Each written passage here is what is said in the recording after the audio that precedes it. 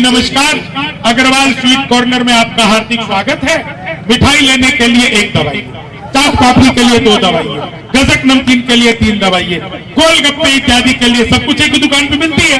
मुझे मिठाई चाहिए थी, मैंने एक दवाई, वो फिर शुरू हो गए। लड्डू लेने के लिए एक दवाई, बर्फी लेने के लिए 2 दवाई, जलेबी लेने के लिए 3 दवाई, रसगुल्ले लेने के लिए 4 दवाई। मुझे लड्डू चाहिए था, मैंने एक दवा दिया, वो फिर शुरू हो गए। बेसन के लड्डू लेने के लिए एक दवाई, मोतीचूर के लड्डू लेने सब हमें नया साल की बधाई दे रहे थे। तो हमने क्या लिखा कि मौसम बदल गया तो दुशाला भी बदलेगा, चाबी के साथ देखना ताला भी बदलेगा। लोगों की खुशियां देख करके लग रहा हमें इस बार साल ही नहीं साला भी बदलेगा। इस बार साल कितना खुश हो गए। तुम्हारा कुछ नहीं होना, ससुर जी के घर पे खुश हो। शंभू शेखर जी और डॉक्टर ढिल्लो और ये सारे कहते हैं, कुछ दिन पहले मुझे पता चला कि एमएलए करके उसकी तनख्वाह भी होती है और सारे एमएलए कहते हैं कि मैं सेवा कर रहा हूं, मैं सेवा कर रहा हूं, और वो तनख्वाह अच्छी काफी होती है। एक संकल्प और एक ये वायदा सारी त्रिनगर विधानसभा में मैं जब अगर आपके आशीर्वाद से, आपके समर्थन से जीत के निकलूंगा तो मैं सिर्फ 1 रुपया रखूंगा, वो तनख्वाह आपकी होगी। आप सबसे पहले मैं त्रिनगर विधानसभा की जनता और शंभू शेखर जी का धन्यवाद करती हूँ, जिन्होंने इस मौके पे हमारा निमंत्रण स्वीकार किया और इस स्टेज के आपकी सेवा में लगे हैं। मैं डॉक्टर साहब के लिए एक शेर कहता हूँ कि साथ चलने का इरादा जब जवा हो जाएगा, आदमी मिल आदमी से कारवा हो जाएगा। तू किसी के पैर के नीचे तो रख थोड़ी जमीन, तू भी नजरों में सभी के आसमान। लोग सुर में गाते हैं, मैं महिषासुर में गाता हूँ। रील बनाने वालों का गर्ग साहब क्या हाल होता है कि लेनी थी जीत हमने मगर मात ले लिए, कितने हसीन देखिए जज्बात ले लिए। दूल्हा बेचारा रील बनाने में रह गया, दुल्हन ने पेड़ पंडित जी के साथ ले लिया, दुल्हन ने पेड़। तो एक चीज और आपको बताऊं मैं, देखिए मुझे बहुत भाषण ज्यादा आता नहीं है, लेकिन एक चीज मुझे पता है, एक चीज मुझे ये पता है कि मैं जितने नेताओं को जानता हूं ना गर्ग साहब, मैं जितने नेताओं को जानता हूं, सब नेता जो है ना रुलाने का काम करते हैं। आप ऐसे व्यक्ति हैं जो जीतने से पहले जनता को हंसाने का काम करते हैं। बताइए हंसाने के लिए इन्होंने मुझे बुला लिया कि आप तालियां बोलने की जरूरत में अपने आप बच जाएगा।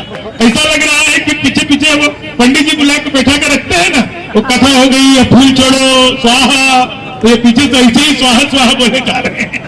तो कोई बात नहीं, ऐसा होता है, पीछे से आवाज आती है तो ऐसा लगता है हम और हमारे पिताजी एक साथ शुरू हो गए। तो इसलिए देखिए एक चीज मैं आपको बताता हूँ, आप लोग जितने लोग यहाँ पर आए हैं सबके चेहरे पर मुस्कुराहट है। मैं आपको बता रहा था पसीने की करो पूजा, गरीबी भाग जाएगी, जरा सा मुस्कुरा दो बदनसीबी भाग जाएगी। अगर मुस्कुराकर बैठोगे, अगर मुस्कुरा के बैठोगे पड़ोसन गाल चूमेगी, जो मुंह लटका के बैठोगे तो बीवी भाग जाएगी। तो मुंह लटका के नहीं बैठना है था, जीवन में आनंद लेना है। अपन तो देखिए, अपन जो पूर्वांचल के लोग हैं ना कुछ खास है, अपन इंडियन लोगों का मुकाबला नहीं है। अपन भारत के लोग, इंडिया के लोग कोई मुकाबला नहीं है हमारा। मैं तो मुझे बहुत अच्छे से याद है, वो एक बनारस का लड़का पूर्वांचल का पढ़ लिख कर इंजीनियर बन गया। जब वो गांव वापस आया तो उसने देखा कि उसकी मच्छरदानी में छेद है। वो बाजार गया, मच्छरदानी नहीं लाया, वो एक लंबा सा पाइप खरीद के लाया और जहां मच्छरदानी में छेद था उसके ठीक सामने दूसरा छेद किया और बीच में पाइप को फंसा दिया। अब मच्छर इधर से घुसे उधर से निकल जाए। तो हम वो लोग होते हैं जो मच्छर के लिए भी बाईपास बना देते हैं। तो हमारा तो मामला ही अद्भुत है। मैं एक चीज आपको और बताऊं, ये आपको रजा बता रहे थे कि मैं धोती पहन करके, आपको जानकर गर्व होगा। मैं अमेरिका गया, अभी 60 दिन मेरा प्रोग्राम था, वहां पे 45 स्टेट्स में प्रोग्राम था। पूरी जगह पर मैं खाली धोती कुर्ता पहन करके घूमता रहा, धोती कुर्ता पहन के घूमता रहा। लोगों ने मुझसे पूछा कि तुम अमेरिका में धोती कुर्ता पहन के घूम रहे हो? मैंने कहा भाई ये मेरे बाप दादा का पहनावा है। इसलिए मैं ये अपना बाप दादा का पहनावा लेकर के पूरी दुनिया में जाता हूँ। आज भी अगर मैं इस मंच पर हूँ, शुकुरपुर त्रिनगर के इस मंच पर हूँ, डॉक्टर साहब को 2 नंबर आपको याद रखना है, बस दवा देना है, बस, और कुछ नहीं करना है। देखिए मैं तो हास्य का कवि हूँ, ऊपर से बिहार का रहने वाला हूँ। सर मैं आपको बताऊं, बिहार में दारू बंद हो गया तो मैं दिल्ली आ गया। हाँ, क्या हुआ? स्वागत कराना है भैया जयसवाल जी का। अरे चलता रहेगा, बहुत मजा आएगा। हाँ देखिए एक चीज है, आपको कोई बात अच्छी लगे तो आपको ताली बजानी है, ऐसा मैं आपको बता रहा हूँ। मैं तो एक बार पटना में सुना रहा था, गाजीपुर में सुना रहा था, आधा घंटा हो गया किसी ने ताली नहीं बजाई। आधे घंटे बाद कोने में बैठे बाबा ने ताली बजाई, तो मैंने पूछा बाबा बात समझ आ गई? बोले बेटा मैं तो तंबाकू कूट रहा हूँ, तुम तो लगे रहो। तो ऐसा ना हो कि मैं लगा रहूं आप तंबाकू कूटते रहे। मैं तो देखिए हास्य का कभी वो जीवन में आनंद होना चाहिए, मौज मस्ती होना चाहिए। मैं जब आज श्रीनगर मेट्रो स्टेशन पर उतरा तो मैंने देखा 2 आदमी आपस में आधे घंटे से गाली गलौज कर रहे थे। आधे घंटे में पूरा जाम लग गया, गर्ग साहब पूरा जाम लग गया, मुझसे रहा नहीं गया। मैं उनके पास गया, मैंने उनको जाकर समझाया, तब मारपीट हुई। पूर्वांचल का आदमी किसी को ठीक से समझा दे तो समझिए मारपीट होना है। तमाम बहुत सारे लोग ऐसे आते हैं यहाँ पर जो गरीब क्षेत्र से हैं, निचले तबके से, जिनके पास धन का अभाव है, पैसों का अभाव है, संसाधन का अभाव है। वो आते हैं कई बार, तो मैं अस्पताल है तो चलो डॉक्टरी की तो सेवा उनकी हो जाती है, लेकिन कुछ ऐसे काम होते हैं, किसी के बच्चे का एडमिशन है, किसी के घर में कनेक्शन पानी का चला गया, कुछ और हो गया, किसी की नौकरी के लिए कहीं पर पैरवी करनी है, कुछ करना है, तो कई बार लोगों को फोन करता हूं तो हर नेता जो है हमें लगा करके इसके पास पैरवी करो, उसके पास पैरवी करो, और जितने नेता है सब मुझे इधर से उधर भटकाते रहते थे। तो मन में आया कि क्यों ना एक बार इन लोगों को बता दिया जाए कि एक आम नागरिक जब अपनी पर आता है तो बड़ी से बड़ी सत्ता की जड़ों को हिला देता है। हम वही लोग हैं साहब, आप डॉक्टर साहब चिंता मत करिए, हम बिहार पूर्वांचल के लोग जिन्होंने एक बार कहा सिंहासन खाली करो कि जनता आती है, तो पूरी की पूरी सत्ता जो थी केंद्र सरकार तक की सत्ता हिल गई थी। पूर्वांचल के लोग जिसके साथ हो जाते हैं ये मान के चलिए कि सरकार उसी की बनती है। इसलिए अपने आप पर गर्व करिए। मैं 4 लाइन आपको और सुनाता हूं, आप लोग बहुत अच्छा सुन रहे हैं। आजकल नया साल चल रहा है, अभी बस आज 31 तारीख है तो ये खत्म होगा नया साल का। नया साल शुरू हुआ ना तो सभी हमको खूब बधाई देने लगे, भैया नया साल मुबारक हो, नया साल मुबारक हो। जिसको देखो सब नया साल की मुबारक दे रहा था। तो मैंने 4 लाइनें लिखी नए साल पर, सुनिएगा 4 लाइन कैसे, आप सबको मजा आएगा कि नया साल सब हमें नया साल की बधाई दे रहे थे। तो हमने क्या लिखा कि मौसम बदल गया तो दुशाला भी बदलेगा, चाबी के साथ देखना ताला भी बदलेगा, लोगों की खुशियां देख करके लग रहा हमें इस बार साल ही नहीं साला भी बदलेगा, इस बार साल। कितना खुश हो गए, तुम्हारा कुछ नहीं होना, ससुर जी के घर में खुशखबरी है, वहां से नया साल उत्पन्न हो रहा है। ऐसा थोड़ी है कि तुम्हारा कुछ, बात तो सही है भाई साहब। देखो चेहरे पर जो मुस्कुराहट है ना, यही परमपिता परमात्मा का आशीर्वाद है। इसलिए इस मुस्कुराहट को हमेशा बनाए रखना। जीवन में सबसे मुश्किल काम होता है मुस्कुराना, किसी को हंसी बांटना। सबसे कठिन काम होता है कि आप किसी को हंसा दीजिए। मैंने तो एक बार अखबार में विज्ञापन देखा, डॉक्टर साहब आप सब बता लीजिए, मैंने अखबार में विज्ञापन देखा, लिखा था घर बैठे मिठाई मंगवाइए। मैंने सोचा यार ये पिज्जा बर्गर तो खूब मंगाया है, ये मिठाई कैसे मंगवाएंगे? तो मैंने, आप लोगों ने भी देखा होगा पिज्जा बर्गर खूब हम लोग ऑर्डर पे मंगाते हैं, ये मिठाई वाला मैंने पहली बार देखा, घर बैठे मिठाई मंगवाई था। तो मैंने अखबार में दिए हुए नंबर पर कॉल किया, उधर से कंप्यूटर है रिकॉर्डेड आवाज जैसे आती ना आजकल, तो ऐसी रिकॉर्डेड आवाज आने लग गई, डिजिटल इंडिया शुरू हो गया। बोले जी नमस्कार, अग्रवाल स्वीट कॉर्नर में आपका हार्दिक स्वागत है। मिठाई लेने के लिए 1 दवाई, चाट पापड़ी के लिए 2 दवाई, गजक नमकीन के लिए 3 दवाई, गोलगप्पे इत्यादि के लिए सब कुछ एक दुकान पे मिलती है। मुझे मिठाई चाहिए थी, मैंने 1 दवाई। वो फिर शुरू हो गए, लड्डू लेने के लिए 1 दवाई, बर्फी लेने के लिए 2 दवाई, जलेबी लेने के लिए 3 दवाई, रसगुल्ले लेने के लिए 4 दवाई, मुझे लड्डू चाहिए था, मैंने एक दबा दिया, वो फिर शुरू हो गए। बेसन के लड्डू लेने के लिए एक दबाइए, मोतीचूर के लड्डू लेने के लिए 2 दबाइए, गोंद के लड्डू लेने के लिए 3 दबाइए, तिल के लड्डू के लिए 4, मुझे बेसन का चाहिए था, मैंने 1 दबा दिया। 1 किलो लेने के लिए 1 दबाइए, 2 किलो लेने के लिए 2 दबाइए, 3 किलो के लिए 3 दबाइए, 100 किलो के लिए 4। 1 दबाना था, गलती से 4 दब दिया। मैंने वही किया जो आप सब करते, तुरंत ही फोन काट। 1 मिनट बाद उनकी कॉल बैक आ गई, बोले जी नमस्कार, हम अग्रवाल स्वीट कॉर्नर से बोल रहे हैं, आपके यहाँ से 100 किलो बेसन के लड्डू का ऑर्डर है, मिठाई किस पते पर भिजवानी है। मैंने सोचा अरे तो फंस गए, लेकिन बिहारी आदमी फंसता नहीं, फंसाता भी नहीं है, बीच का रास्ता निकालता है। बोले यार जल्दी बताओ, आपके यहाँ से 100 किलो बेसन के लड्डू का ऑर्डर है, मिठाई किस पते पर भिजवानी है। मैंने कहा देखो भैया, ये फोन किसने किया मुझे तो पता ही नहीं। घर में हम 9 भाई हैं, सबसे बड़े वाले से बात करने के लिए 1 दबाई, मुझे छोटे से बात करने के लिए 2 दबाइए, और जब तक असली वाला ना मिल जाए तब तक दबाते जाइए, दबाते जाइए, दबाते जाइए, दबाते जाइए। आप लोग जोरदार तालियां बजाते जाइए, बजाते जाइए, बजाते जाइए, बजाते जाइए, तो देखिए जीवन में आदमी को ऐसे मस्त रहना चाहिए साहब। मधुबनी का रहे आप, मैथिली ठीक की नहीं कोई तो मैथिली बुझे छे, बुझे क्या ना कौन इंग्लैंड से हाँ क्या भैया। अच्छा तो देखिए मैं तो मिथिला कर, अब बिहार की तरफ से सर यहाँ से खड़े खड़े मैं पाकिस्तान को निपटा दूंगा 4 लाइन में। डॉक्टर साहब 4 लाइन में देखिएगा कि देते हैं जब जवाब तो 2 टूट देते हैं, देते हैं जब जवाब तो 2 टूट देते हैं, आ जाए जो अपनी पे बिल्कुल फूक देते हैं, जितने की दाल रोटी तू खाता है पाक सुन, उतने बिहारी खैनी खा के थूक देते, उतने बिहारी खैनी खा के। हाँ तो अपने तो मामला बिल्कुल ऐसे ही है। तो एक बात बताओ, ये जितने लोग यहाँ पे हंस रहे हो उतने लोग वोट दोगे ना डॉक्टर साहब को? बिल्कुल बिल्कुल। हाँ देख लो, तुमको हंसी की कसम है और कैसे वोट मांगे जाते डॉक्टर साहब। लेकिन देखिए मैं आपको बता रहा हूं कि आप मेरे कहने पर नहीं, अपने दिल की आवाज सुनिएगा, अपने दिल की आवाज सुनिएगा और सोच करके देखिएगा कि रात को 12 बजे 2 बजे भगवान न करे खुदा न करे कभी आपको किसी इमरजेंसी की जरूरत पड़ेगी। मुझे पता नहीं, मैं तो बाहर का कलाकार हूं, हो सकता है डॉक्टर साहब प्रोटोकॉल में नाम लिया जाए, लेकिन मैं तो नाम ले सकता हूं। आपको रात को 2 बजे जरूरत पड़ेगी तो आपको, मैं बाकी लोगों की बात नहीं कर रहा, आपको मोदी जी काम आएंगे, केजरीवाल काम आएंगे कि सर काम आएंगे? तो डॉक्टर साहब काम आएंगे, तो जो काम आए उसके काम आओ। बहुत सिंपल सी बात है। अपने क्षेत्र के लोगों को, अपने लोगों को जो 30-35 साल से आपके देखे भाले हैं, जिसके सर इतना प्रचार करने का तो मैं करोड़ों रुपया ले लेता सर, आपने तो फ्री में ही मेरा दिल जीत लिया।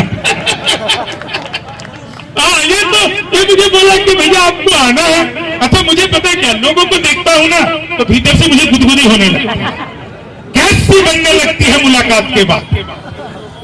आजकल लोगों का सर इलाज क्या करना पड़ेगा, कैसी बनने लगती है मुलाकात के बाद। बीपी होता है हाई तेरी हर बात के बाद। मैंने दोनों बार करवाई थी पुलिस में रिपोर्ट, एक तेरे आने से पहले, एक तेरे जाने के बाद। तो आदमी का बात। अच्छा एक चीज और है, आजकल नई नई चीज चली है। डॉक्टर साहब के मैं यहाँ क्या बढ़िया आओ भगत किया, इन्होंने चाय वाय पिलाया। सर मैं जब ये शुक्रपुर मेट्रो के पास उतरा था, आजादपुर मेट्रो, तो मेरे को लगा कि यहाँ पर एक बिल्कुल सच्ची घटना बता रहा हूँ। मैं उतर करके वहां पे चाय पीने लगा। मैं चाय पी रहा था, तभी कुत्ता आया।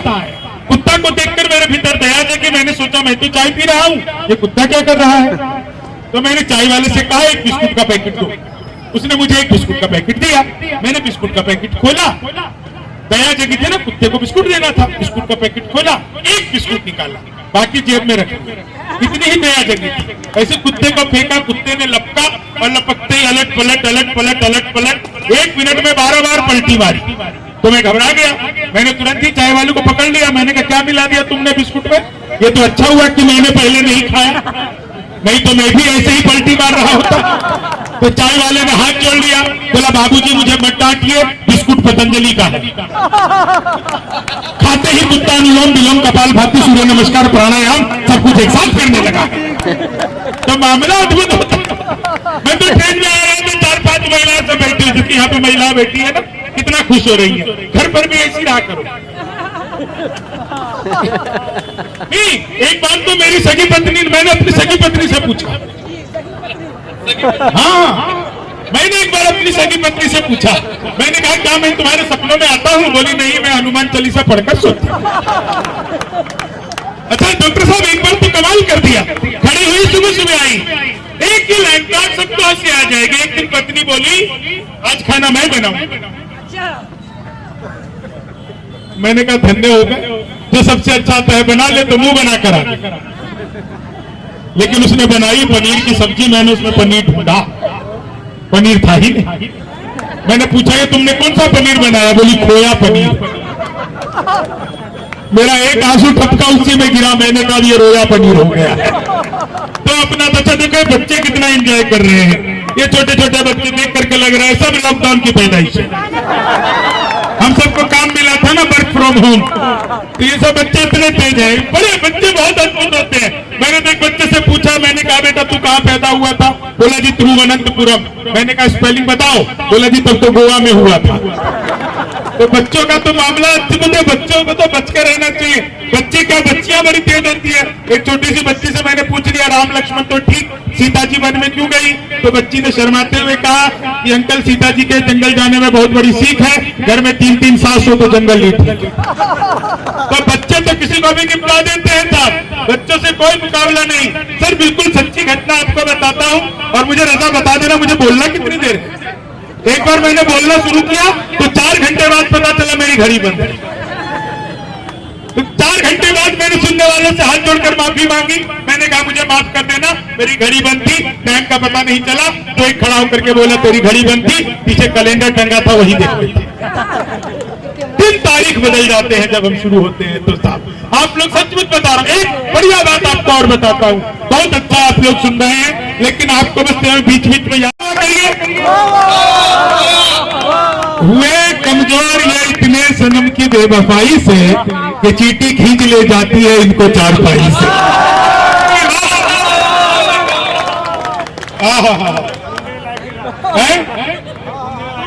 अरे मैं बहुत तेज आदमी है, माइक के सामने खड़ा होता है तो माइक के ओट में छुप जाता है, लोग को समझ में। एक बार तो क्या हुआ साहब कि ये माइक पर खड़े हुए और एकदम से कांपने लगे, तो हमें लगा कुछ इसको हो गया है।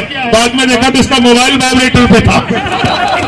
तो एक माल है, आंधी चलती है तो 2 पत्थर इधर रखता है, 2 पत्थर इधर रखता है, तब घर से बाहर निकलता है। लेकिन साहब आप इसको देखिए, अभी आप इसकी आवाज सुन रहे थे, इस दुबले पतले शरीर में भी जो ये जान रखता है ना, यही इसकी पहचान है। आप में से कितने लोग जिसको जानते हैं, ये कभी भी अन्याय का साथ कभी भी साथ नहीं देता है, ये आप लोग जानते होंगे। और कोई गलत करता है तो उसका विरोध जरूर करता है। यही रजा की खासियत है कि आपके शरीर को ईश्वर ने, अल्लाह ने कैसा बनाया ये तो आपके हाथ में नहीं है, लेकिन आपका जिगर बड़ा होना चाहिए साहब। हथियार से कभी भी युद्ध नहीं जीते जाते, युद्ध तो हौसले से जीता जाता है। आपके अंदर में कितना हौसला है। तो मैं तो ये बता रहा था डॉक्टर साहब कि जाकर के इंस्पेक्टर ने छापा मारा, एक बच्चे को खड़ा किया, बोले खड़ा हो, भारत के प्रधानमंत्री का नाम बताओ। बच्चा बोला जी रामलाल। बोले रामलाल? अभी कौन है रामलाल? बोला जी मेरे पिताजी हैं, 5 साल पहले घर से भाग गए थे, माँ कहती रहती क्या पता प्रधानमंत्री बन गया। बच्चे किसी को भी निपटा देते हैं। इतना सुनते ही सच बता रहा हूं आपको, इतना सुनते ही वो इंस्पेक्टर को गुस्सा आ गया। बोले तुझे ये नहीं पता भारत के प्रधानमंत्री का नाम क्या? मैं तेरा क्लास से नाम कटवा दूंगा। तो बच्चा हंसने लगा, सर मेरा नाम कटवा ही नहीं सकते। बोले क्यों नहीं कटवा सकता? बोले जी मैं तो यहाँ का स्टूडेंट ही, मैं तो कंपाउंड के बाहर बकरी चराने आया था। मास्टर जी आए, बोले बच्चे कमाए हुए 2 घंटे के लिए बैठना है, 10 रुपए मिलेंगे। अब 10 रुपए आप दोगे कि मास्टर जी से लेंगे? बच्चे किसी को भी निपटा देते। इतना सुनते ही इंस्पेक्टर को गुस्सा आया, उसने मास्टर को बुला दे रहा हूं, क्या कर रखा तुमने नकली बच्चे? मैं तुम्हारी कंप्लेन करूंगा, तुम्हारी नौकरी खा जाऊंगा। सुनते ही मास्टर बोला सर मेरी नौकरी खा ही नहीं सकती। बोले क्यों नहीं खा सकते? बोले जी मैं तो यहाँ का मास्टर मास्टर तो मेरा बड़ा भाई है, साथ में परचून की दुकान करता है। राशन कम हो गया, मंडी गया हुआ है, कह गया था 2 घंटे के लिए स्कूल संभाल ले, इंस्पेक्टर साहब आ सकते हैं, तो मैं तो उसकी जगह स्कूल संभाल रहा हूं, मेरा नौकरी क्या खाओ। बोले बात तो ठीक है, लेकिन इंस्पेक्टर को गुस्सा आया, दोनों को पकड़ के प्रिंसिपल के पास ले गया। बोला प्रिंसिपल साहब ये क्या कर रखा आपने? नकली बच्चे, नकली मास्टर, मैं आपके स्कूल की कंप्लेन करूंगा। इतना सुनते ही प्रिंसिपल ने दराज खोला, एक 10,000 रुपए की गड्डी निकाली और इंस्पेक्टर को देकर के बोला इंस्पेक्टर साहब प्रिंसिपल तो मेरे चचा है, साथ में वकालत का काम करते हैं, पटियाला हाउस कोर्ट में केस आ गया था, वहीं गए हुए हैं, क्या गए थे इंस्पेक्टर साहब आएंगे 10,000 रुपए दे देना, सभी फाइलों पर साइन कर देंगे। इतना सुनते ही इंस्पेक्टर ने 10,000 रुपए जेब में रखा और बोला देखो वो तो मैं हूं जो 10,000 में मान गया, अगर असली वाले इंस्पेक्टर साहब आते। इतना सुनते ही सर वो प्रिंसिपल भी हंसने लगा। तो मेरा प्रिंसिपल अब क्यों हंस रहे हो? बोला एक बात बता, जहां पे बच्चा नकली, जहां पे मास्टर नकली, जहां पे इंस्पेक्टर नकली, जहां प्रिंसिपल नकली, वहां पे नोट कौन से असली है? तो अपना तो देश अद्भुत है साहब, अपना मस्त रहो, जीवन में आनंद करो। जीवन में वही व्यक्ति आनंद करता है साहब जिसका दिल साफ हो। सच बता रहा हूं, मैंने डॉक्टर साहब ने कहा एक बात और मैं भी आपको फिर कह रहा हूं, मैं किसी राजनीति के मंच पर नहीं जाता, खासकर चुनाव प्रचार में। जानते हैं क्यों सर? क्योंकि सच सुनने के लिए कलेजा बड़ा चाहिए। कभी लोग जो है वो सच बोल देते हैं, कई बार कभी लोग सच बोल देते हैं, और इसलिए साहब मैं ये कहना चाहता हूं कि डॉक्टर साहब मैं आपके यहाँ पर आया हूं, आप निश्चित तौर से विजय बनेंगे, लेकिन अगर किसी दिन मुझे ये पता लगा कि आप भी अन्य नेताओं की तरह हो गए तो मैं ही आपके खिलाफ खड़ा होकर के और आपके खिलाफ आवाज उठा दूंगा। हाँ आप तो थे अगर ऐसा हो गए तो, क्योंकि पता चले यहाँ पर लोग आए बोले यार शंभू सिखर आए थे, वोट दे दिए, अभी हमारा काम नहीं कर रहे। अगर आपने ऐसा किया तो मैं सगी पत्नी की कसम खा के कह रहा हूँ मैं बिल्कुल आपके खिलाफ खड़ा हो जाऊंगा। हाँ तो जान देखिए जीवन में ऐसे होना चाहिए। लेकिन एक चीज है, डॉक्टर साहब की उम्र भी काफी है, लेकिन साहब इनका जो जज्बा है ना वो बहुत ही अद्भुत है। इतने लोगों का और मैम खासकर इनके साथ में है। एक चीज तो आज की तारीख में मान करके चलकर पूरा परिवार साथ में, वो बहू है, वो छोटी नाती ना आपकी पोती है, हाँ वो पोती है, बेटा भी है, हाँ घर पे है, वो अपने अन्य काम में लगा हुआ है साहब। लेकिन आपको मैं पूरा परिवार सिर्फ आप लोगों के लिए है। इतने सुख दुख में लोग यहाँ पर आपसे रोज वोट मांगने आ रहे हैं, रोज आपसे मांगने आ रहे हैं, सच है। अभी पूरा मेला लगा हुआ है, 3 तारीख तक 2-3 दिन ये मेला लगा रहेगा। लेकिन आपको पहचानना है कि भेड़ के खाल में भेड़िया फल छुपा हुआ है। अगर आपने हमारा अभी तक चैनल सब्सक्राइब नहीं किया है तो कृपया चैनल सब्सक्राइब कर लें, लाइक करें, शेयर करें, कमेंट करें। तो मिलते हैं फिर किसी और खबरों के साथ। नमस्कार।